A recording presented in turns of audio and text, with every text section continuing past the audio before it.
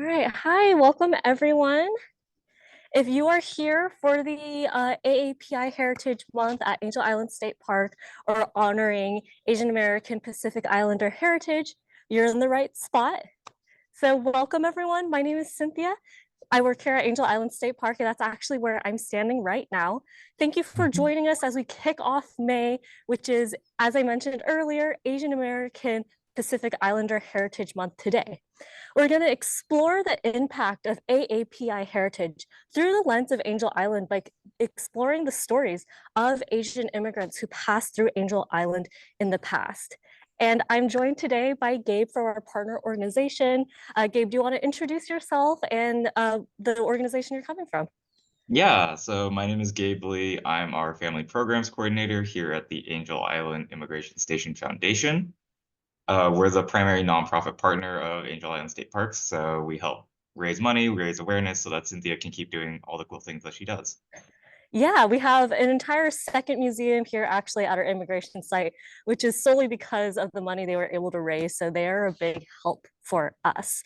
And I've invited Gabe today to handle the Q&A for us. So with the setup of today's presentation, we're not going to really be able to do a back and forth chat with our attendees today, but below you'll see a Q&A feature. Gabe is going to look through those throughout the presentation. So if you have any questions, go ahead and submit them there. We're not going to be able to get to all of them, but we'll certainly try to get to some of them. Now, during my tours, I often tell the stories of the immigrants who passed through Angel Island about 100 years ago. And I think people might listen to them and just think that they're stories of the past that were left behind in history. But the stories of the past have effects that carry until the present and still impact all of us today. Today, we're going to talk about some of those immigrant stories and share them with you today of immigrants who passed through Angel Island, and that their stories still affect their descendants, their communities, and all of us, our greater culture that we're still experiencing today. And now, Gabe, because we're going to be talking a lot about immigrant stories today, I think you have our first Q&A for our audience participation. Yeah, we actually have an audio issue. That's interesting. Oh, Um, have an audio issue? Okay. uh, Do we know who it's coming from? Tristan seems to not be able to hear. Okay. I'm able to hear Gabe, and I think Gabe, you're able to hear Yeah, me. I can hear you, Cynthia, so I would suggest maybe hopping out and back into the presentation and see if that helps. Maybe sometimes there's just setting funkiness in Zoom. can hear. Okay. Yeah, it might be, yeah, you might just have to log out and log back in, Kristen. Thank you for letting us know, though.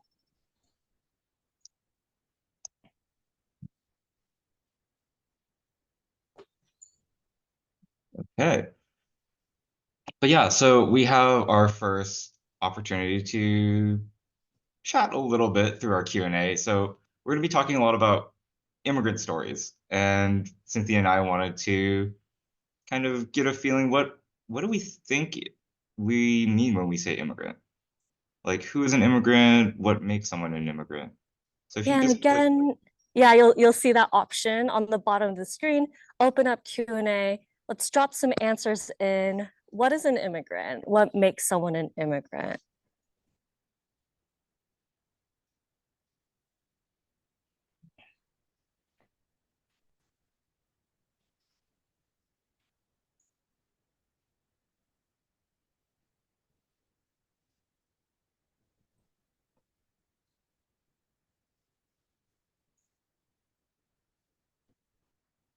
All right, how's that Q&A looking, Gabe?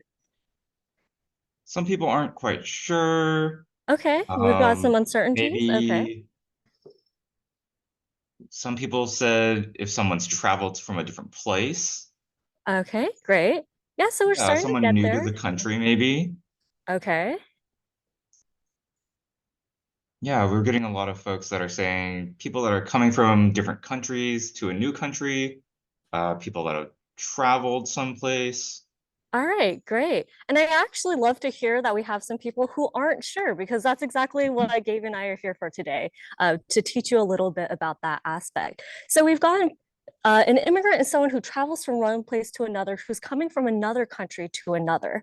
That's one part of the definition. And the second part that I want you all to remember is that it's not someone who's traveling somewhere temporarily, right? Maybe someone going to be a tourist somewhere to check out some travel locations and then come back to their home country. Now, an immigrant is someone who's moving from one place to another, specifically one country to another, with the intention of living there and starting a new life there. And those are the stories that we're going to share today. And so we're going to share a few stories of immigrants who passed through Angel Island, but we're also going to share specifically how their stories have affected the people that have come after them many, many years later. And before we dip into the stories, I do want to share exactly where Angel Island is, because it might not be super obvious where I am right now. Angel Island is the biggest island in the San Francisco Bay, and we're not too far from the Golden Gate Bridge and Alcatraz. You can get a closer look over there. And in this Google Maps image, you can see Alcatraz up in the left corner and the Golden Gate Bridge up in the right. So we're not too far from those locations. And in the middle on the bottom, that is Angel Island right there. And that red dot is actually exactly where I'm standing right now. And this particular building that I'm standing in front of right now, this sort of old historic building, was built in 1910 to enforce the 1882 Chinese Exclusion Act, which was designed to keep Chinese immigrants out of America. And so we have a historical picture and a modern image of what that building looks like. And as the years passed, the Chinese Exclusion Act was expanded to include more and more Asian countries until almost all of Asia was affected by this law. For all the immigrants who were allowed, all the immigrants who were allowed to land directly in San Francisco, they could just land, but for everyone else, they were detained or held in this building that you're seeing in this photos over here. They had to wait and sleep here until officials decided whether or not they were allowed into the country. And they had to wait with that anxiety and uncertainty inside here. The majority of the immigrants held here were Asian, and a third of the total immigrants were Chinese, which is why we really wanted to make sure we made a special presentation specifically for AAPI Heritage Month. The first story that I want to share is of Judy Young. And now Judy Young, she was not an immigrant. She was born and raised in San Francisco, Chinatown, but she grew up actually with two different names. Around her friends and family, she used the last name Tom. At school, however, and on birth certificates, she used the last name Young. And she had no idea why, only that her family would be in trouble if anyone outside of Chinatown ever learned their real last name. And she didn't know why until about 20 years later, when word got around Chinatown that a park ranger at Angel Island had seen Chinese poems in the walls of the immigration building. She went to her dad, she knew he was an immigrant, and asked him if he knew about Angel Island. He hesitated a little bit, but then he answered, and she learned the truth behind his immigration story and their family's two last names. He explained that he had immigrated to America through Angel Island as a paper son. Now, paper son, what does that mean? Well, under the immigration laws at the time, Asian immigrants who were related to American citizens were allowed into the country. But a lot of people weren't that. So some people bought identities where on paper they were related to an American citizen, but in reality they weren't. And Judy Young's father was one of those people. And now let me show you inside because I want to give you an idea of where Judy's father may have slept while he was held here in this building. He probably slept in one of these very beds that I'm walking through right now.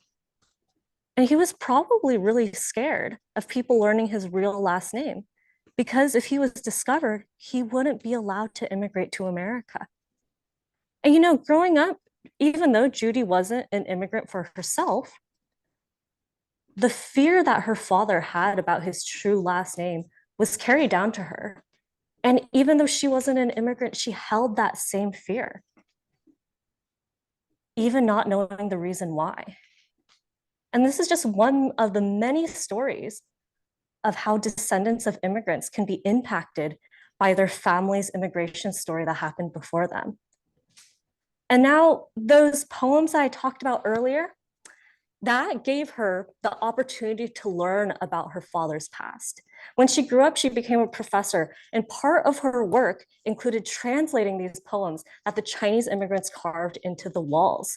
And behind me over here, you can see some of the characters that are peeking through the walls here. And we, as museum staff, we actually removed some of the layers of paint because the officials did not want these poems to be shared.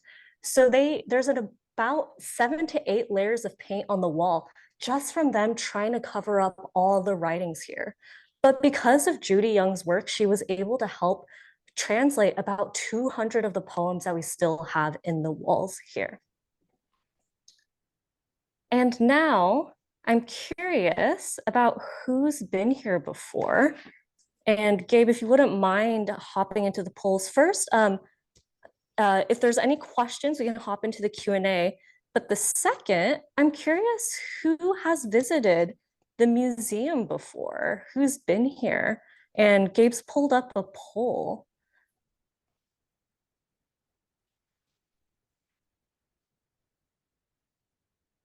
All right, great. We're getting some answers coming in. And then Gabe, just let them know when you want to give them a countdown. Yeah, I think we can keep this open for a little bit longer. Okay, great, great, great. Yeah.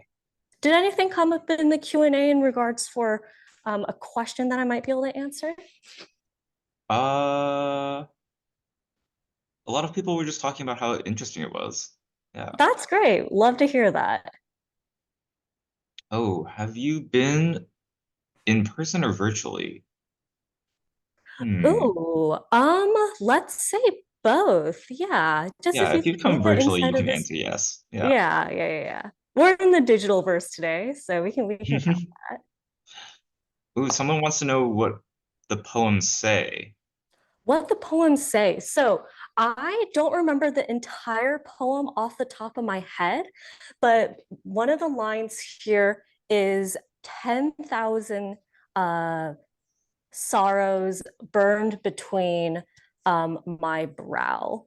And so this particular one is talking about, again, I don't have the exact translation, but about how their sorrow and grief make America, immigrating to America, one of the hardest experiences that someone can go through. And that sentiment is reflected in a lot of the poems that we see here.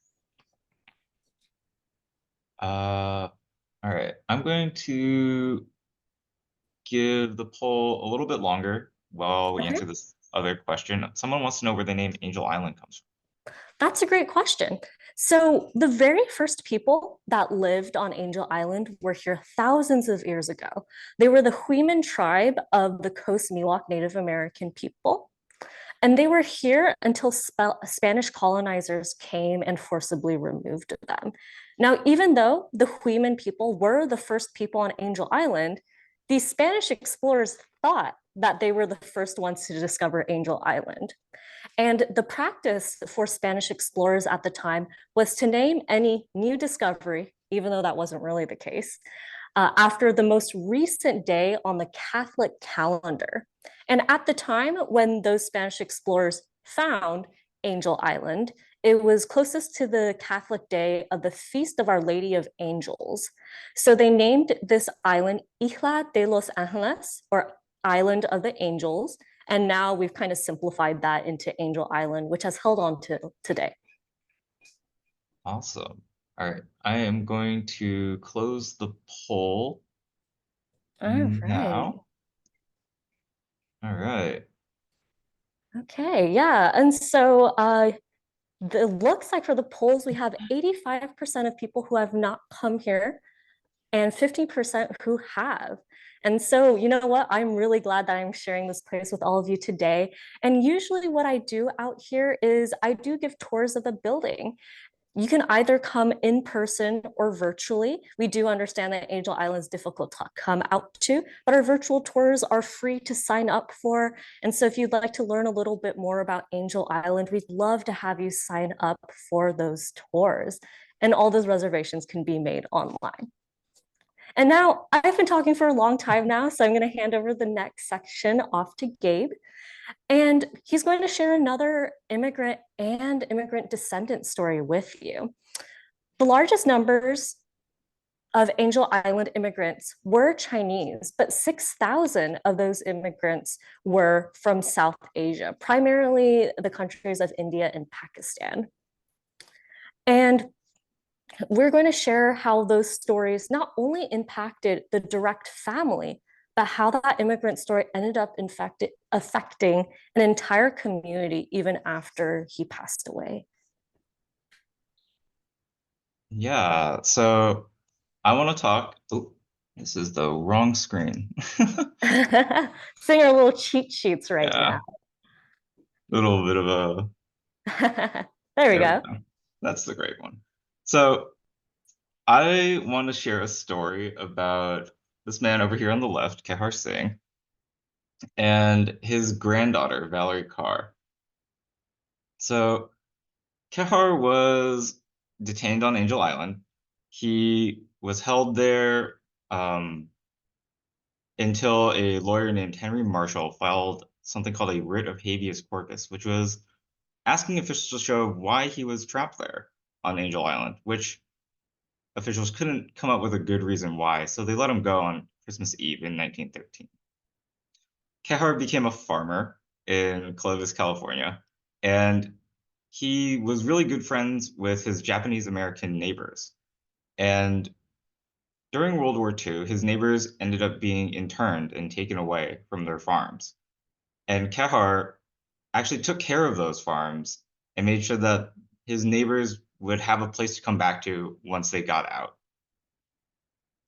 Valerie wanted to become just like her grandfather and just like the man who helped him. So she became a lawyer and she focused on fighting detention, deportation, surveillance, and racial profiling. But after 9/11, Valerie's uncle was tragically murdered. And she saw the rise in anti-Muslim hate as a time to stand up for what she believed in, right? To stand up for her community and stand up for people that looked just like her. In a speech in 2016, I want to share a little bit about that. She said that I know there will be moments, whether on the streets or on the schoolyard, where my son will be seen as foreign, as suspect, or even as a terrorist. And to her, this was a really scary thought. But this was a reason to continue fighting and continue standing up for what she thought was right, right? To continue to make that world a better place. And she thought about how her grandfather felt when he was detained, right? And she closed her eyes and she could feel how dark and how scary that was. But in her tradition, in the Sikh tradition, she felt something called Charli Kala, which is that kind of ever rising optimism or that kind of spirit of not giving up, right? To make sure that she could do what she needed to get done. So something really interesting. Also, I saw a comment about it on what's different about all these different poems. There's a lot of different kinds of writing on the walls in Angel Island, not just Chinese. Cynthia has moved. She might be able to show you some of the poetry or some of the writing on the walls that came from a different group. Yeah, so as Gabe mentioned, all the poems inside the building were left behind by Chinese immigrants, but we have other languages in the wall here. And on here, let me give you all a closer look at this particular engraving on the wall, is an engraving from an immigrant. So this is historic. That is in Urdu and Gurmukhi, which are South Asian languages. And now this one was not left behind by Kehar Singh when he was detained here. They were left behind by a man named Tara Singh. same last name, but not related, stating that they were held here for 9 months, I believe. And there's a little bit more in that translation that I don't have. Oh, somebody wants to know why people wrote on the walls. That is a great question. For the Chinese immigrants, I do have an answer for that, which is they left behind a lot of poems because poetry traditionally in China is a form of protest. And if you don't know what that word protest means, it means if there's something happening in the world that you're not happy with, you speak up about it, you speak up your opinions about it, and you protest. And so this is how the Chinese immigrants here express their feelings of rage and anger and sadness about the Chinese Exclusion Act, about being held here. And so that's why they left the poems behind in the walls. As for the non poems that are inside the building, I think the best we can do is guess, right? Were they trying to be remembered? Were they leaving behind a message for immigrants who were coming after them? Maybe they were just bored. We do have some drawings in here, and maybe they are drawings of what they were trying to remember from back home, and it was really something deep and serious, or maybe they were just doodles on the wall. So besides the poems, I think we just have to guess what the rest of the carvings were for. Yeah. There's also somebody that was asking about some more information about Kehar's story. Okay. And something interesting about Kehar's story is that we have an exhibit about him. So he's part of our Angel Island mosaic. You can see that online, or you can come in person and see this screen that Cynthia's going to show. Yeah, yeah, as Gabe said, there is an online exhibit, but we also have one in person in the building.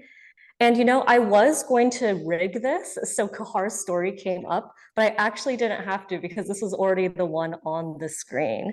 And then so you can see there's Kahar's story over here and the paperwork that he brought with him when he came through. So, pretty cool coincidence actually that that just happened to be the story on our screen because the exhibit here is cycling through a few Angel Island immigrant stories. Oh, these two kind of go together. Somebody wants to know how many poems there are, and somebody also asked if every Chinese immigrant wrote a poem. Yeah. So, what's really interesting is that in the early 2000s, about 20 years ago, we thought there was just 150 poems in the walls. Now we know we have found over 200. And the reason for that is because not only did the officials try to paint to cover up the poems and the other writings on the wall, they try to fill them in with wood putty. And what wood putty is, it's a kind of clay that when it hardens, it feels like wood. So they would fill in these carvings until it was flush with the rest of the wall, and then the wood putty would harden. But wood putty is kind of like clay. And if you imagine if you got a lump of clay and just left it on a table and left it for years and years and years, you might imagine what happens, right? That clay starts to crack, it starts to shrink as it loses its moisture and gets dry. And that's the same thing that happened with the carvings here in the Angel Island Immigration Building. So, because so many years have passed since this place was open for operation, that putty has slowly started to shrivel and crack, and it continues to do so. So, how many poems are there? We know there's at least 200, but as the time goes on, we could find more and more and more. And someday we might even have the technology to find the poems in between the layers of paint that we have no way of finding right now. So at least 200, but honestly, we have no idea. And every immigrant was here. We don't think every single one of them left behind a poem. There were certainly immigrants who came through here who did not know how to write, so they would not have had that ability to do so. But yeah, it would not have been every single Chinese immigrant who left behind something. Noah wants to know how many immigrants there were and how did they all fit? That's a great question. So let me actually show you all another room really quick to give you an idea of where the immigrants stayed.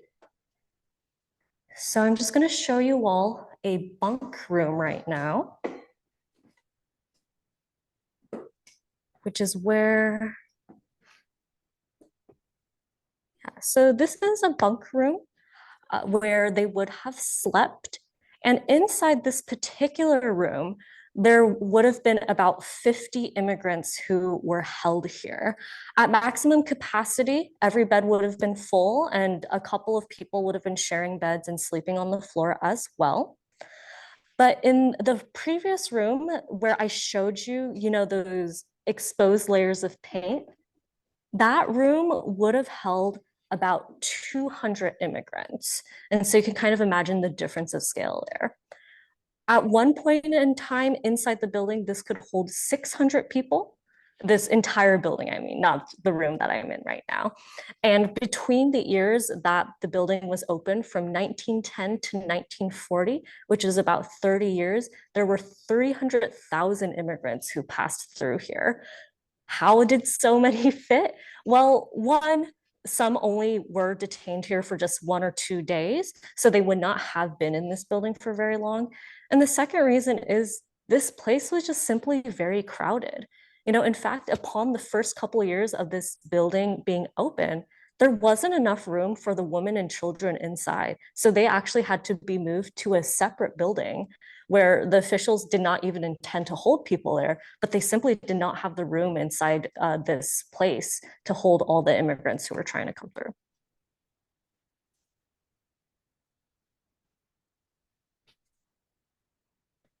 All right. Okay. So there's a lot of good questions about why people are coming here, either to the US or to Angel Island. I think we should sit on those for a little bit and then we can answer that at the end.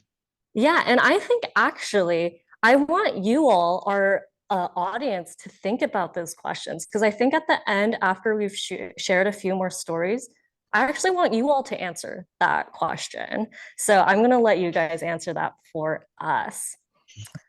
And do we think we're going to wrap up the Q&A now? How are we feeling about that, Gabe? I think, yeah, I think we have a little bit of time, so we can do some more Q&A at the end. Yeah. All right, great. Sounds good. And so we've seen now Tom Yip Jing's immigration story and how it affected his daughter, Judy. We've also seen how Kar Singh's immigration story affected his granddaughter, Valerie, and how that ended up impacting entire communities through her social impact with trying to fight discrimination and social justice as a lawyer. But community and family impact, that's not the extent of what immigrant stories have brought us. Their stories and accomplishments have affected all of us here in America as just an overarching culture. So let's just quickly go through a few Angel Island immigrants so we can see the breadth of their impact. First, Tyrus Wong was an artist who designed the visuals of one of the most iconic Disney movies, Bambi. He immigrated to America through Angel Island as a paper son, much like Judy Young's father. And his knowledge of Chinese art inspired a really unique look for the backgrounds of the movie, paving the way for more art styles and cultures being represented in movies today. And we'll flip to the next one. IMPei also immigrated through Angel Island, though he only stopped here briefly. He went on to design some of the most iconic buildings that we know today as an architect. The entrance of the Louvre, possibly the most famous art museum in the world, that pyramid in the middle was from him, and the Rock and Roll Hall of Fame, also actually here in America, are just two of his works. And quickly, we'll flip on to the third one, Chen Sung Wu. Well, and not only did she actually immigrate through Angel Island, in her life, she also passed through Ellis Island, another immigration station on the opposite side of the country. And even though her accomplishments aren't as visual as Tyrus Wong's, beautiful work in a Disney movie or I Am Pei in buildings, she won a Nobel Prize in physics. And her scientific work, no doubt, still impacts scientists today. And now, all the immigrants that we've shared today, Tom Yip Jing, Kahar Singh, Tyrus Wong, Ian Pei, Chin Sung Woo, they're no longer with us today. But all of their immigration stories continue to impact their families, their local communities, and just our cultures, art, architecture, and science to this very day. And this is why we want to honor these immigrant stories as we go into May, into Asian American Pacific Islander Heritage Month. And actually, I want to ask you all to do something as well. We want to ask you to look into the immigrant stories of your own family, of the people in your community. Because if we don't look into these stories and make an active effort to remember them, we can start to forget how they've influenced all of us today. And now, circling back to that question that we got, why do people immigrate? You know, about 100 years ago, why did Tyrus Wong and Ian Pei, Chin Sung Woo, Tom Yip Jing, and Kar Singh, why did they come here? And also, why do people immigrate now? I'm curious if we have any coming in our Q&A to help us with that question.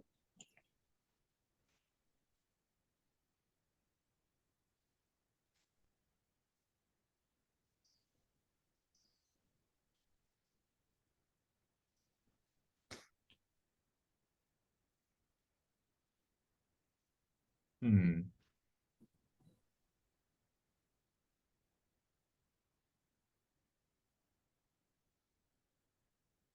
For a better life Yeah, or for a to better escape life. famine? Those are some good thoughts. Yeah. Right. If you're in a place where you're hungry, then Mhm. maybe you want to go to a place where it can be easier to have access to food or to buy the food.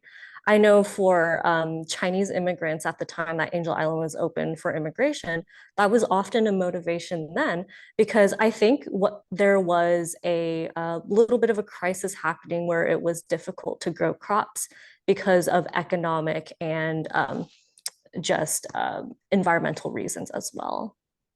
Ooh, someone says to escape war. Yeah, there were immigrants Mhm. certainly who were trying to escape war. Again, in China, there were civil wars happening. We also had a few European immigrants that were trying to escape Nazi occupation as well. Oh, yeah. Maybe persecution. Religious persecution, maybe racial persecution as Hmm. well, just because of the person you were born to look like. Yeah.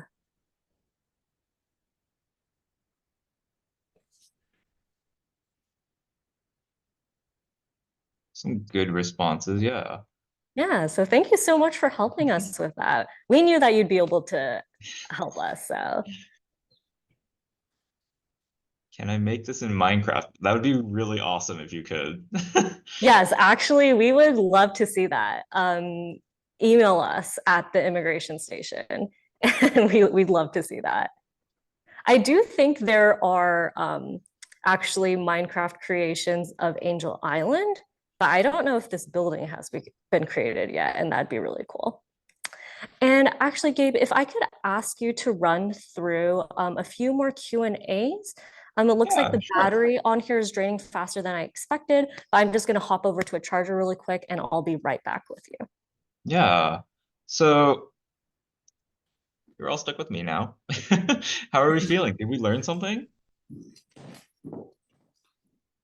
When did World War II start? Let's see, that started for us in America. That started in the 40s, so 1940-ish. What foods did they eat at Angel Island?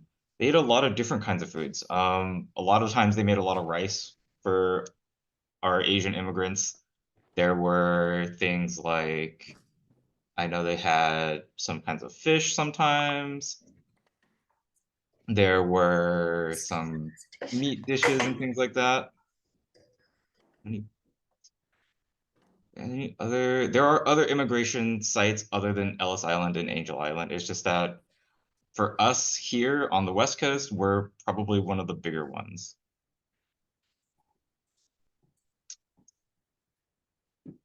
Why did Chinese people come here mostly? Mostly it's the closest side to China. Going from China to America, it's easier to come to the West Coast than it is to the East Coast. Did they eat cheeseburgers? I don't know if cheeseburgers were invented yet, actually. All right. So you're going to get a little behind the scenes in our office right now because this is where our charger is, but still inside the historic building. And I can actually hop onto that question with what meals were offered because that was actually a pretty interesting aspect of the Angel Islands history here because people were separated while they were detained here. So Chinese immigrants would have been kept in separate rooms from Asian, not Chinese immigrants, and everyone else. And that was a similar case for the dining rooms as well. So there was actually an Asian dining room and a non Asian dining room. And they were offered different meals. Like Gabe said, the Asian dining room, they served some rice and mostly just like salted preserved fish and other greens as well. But the non-Asian meals, they actually got a lot more variety. So there was like breads and different soups and different prepared meats that were not just preserved or boiled like the Asian meals. And so there is a different level of that as well. Cheeseburgers were not on the menu for either the Asian or the non-Asian immigrants, but there was a commissary where if you had some extra money on you, you could buy some nicer foods like crackers and cookies and fresh fruit.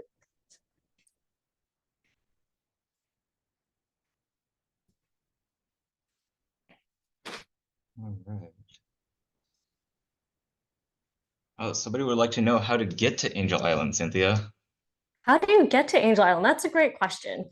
So, unlike some other islands out there, we are a true island, much like thousands of years ago when the Huiman Native Americans were living here, and like the immigrants who came here just about 100 years ago.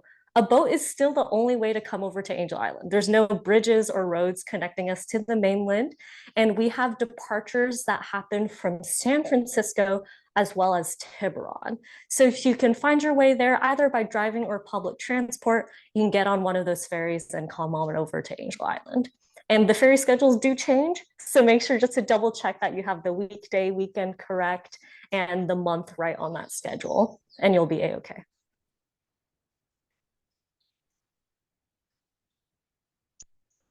How far is Angel Island from California? We're not that far away.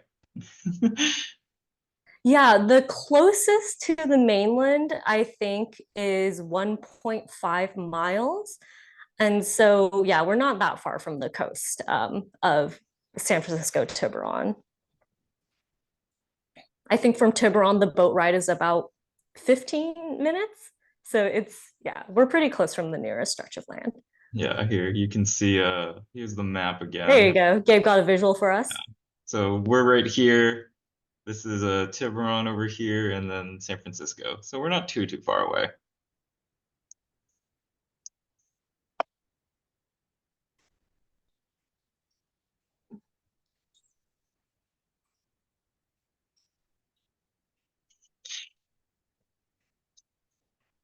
Ooh, how long was the typical stay for people? That's a great question. Much like the food question as well, depended on which country you came from. So for non-Chinese immigrants, their average stay here was 2 to 3 days. For Chinese immigrants, their average stay was 2 to 3 weeks. And that's just because of the harsher laws they faced. Even when it did eventually, that immigration law expanded to exclude more and more Asian countries, it was still the Chinese immigrants who were held here for longer periods of time. And even though the average stay for them would have been 2 to 3 weeks, that could expand to months, that could expand to a year. And the longest detention that we have on record is 25 months, so just over 2 years of a 16-year-old boy named Kong Di Kwang. All right. So I think we have about 5 minutes left. Is that right, Cynthia? Yes, about Till five 45? minutes. Mhm. Yeah. So somebody wanted to know how being an immigrant was for us or for our families. Yeah, I would love to share that. Gabe, I've been answering a lot of these questions. You maybe want to take Yeah, the I can lead go first on this one? first. So for me, my family, my grandfather was one of the people that came through Angel Island. He was one of the lucky few that only managed to stay for a couple of days. He was 7 years old at the time, and he stayed for 2 days on the island. Um, I do the work I do precisely because I want to share that story of just why he was there in the first place, right? If it wasn't for some of the laws surrounding his immigration, he wouldn't have had to go there, right? He was lucky that his mother was a citizen, which is why he could come. And that in and of itself is something really important for us to think about of like, who gets to come into our country and who do we want to live with us and work with us, right? Yeah, absolutely. And for me personally, I'm not an immigrant. I was born here in California, actually, not too far in the Bay Area, but my parents were immigrants from Taiwan. And when I've thought about that question in creating this presentation, actually, which is how did my parents' immigration stories impact me?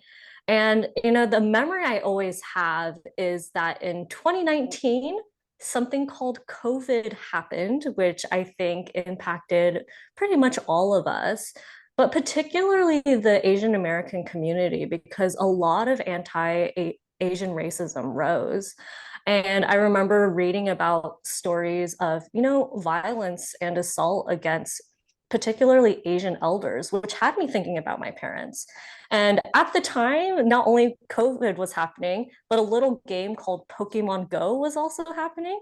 And if you don't know about Pokemon Go, it's a game where you can go outside into the world and actually find Pokemon on your phone when you walk and hike to different locations. I'm seeing some thumbs up and laughing faces. Okay, so some of us know about this. Great. And my parents were really into Pokemon Go, and it was one of the only few things they could do while COVID was happening. But because of that, sometimes they do late night drives where they would just be parking suspiciously in a random place because there was a Pokestop there where they could catch Pokemon.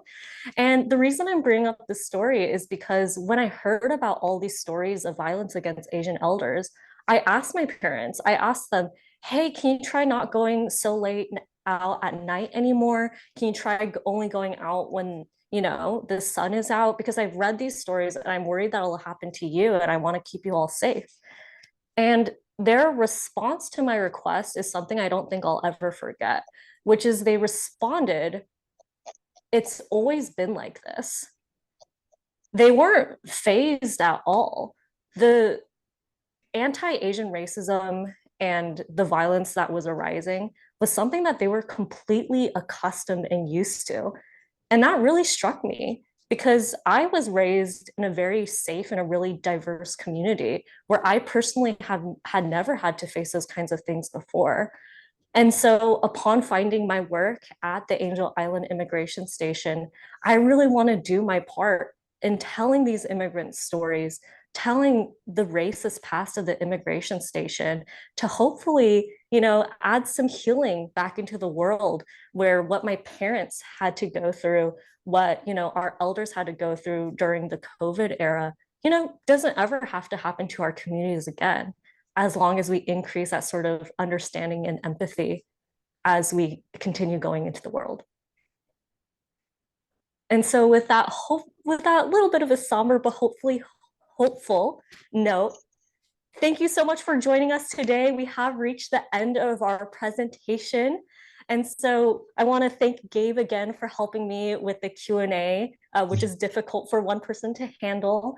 And happy Asian American Pacific Islander Heritage Month.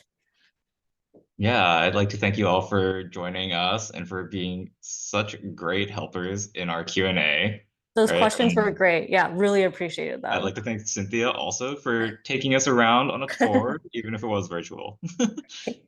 All right, bye everyone. Have a great rest of your day.